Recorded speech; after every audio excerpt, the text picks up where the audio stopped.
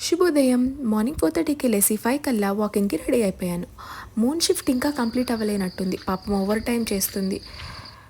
జనరల్‌గా ఈ పార్క్‌లో ఈ గుడిని ఎవరు పట్టించుకోరు. కానీ బోనాలు కదా, మంచి లైటింగ్ పందిరితో నీట్‌గా రెడీ చేశారు. చాలా బాగుంది. పీకాక్స్, బర్డ్స్ చిన్న చిన్న సౌండ్స్ చేస్తూ ఉంటే సన్రైజ్ అల్టిమేట్ వైబ్. జనరల్‌గా వాకింగ్ చేస్తే బ్రెయిన్ రీఛార్జ్ అవుతుంది అంటారు. క్రియేటివ్ థాట్స్ వస్తాయంట. బట్ నాకేంటో ఈరోజు అంతా ఏం తినాలి అని ఫుడ్ థాట్స్ వస్తున్నాయి.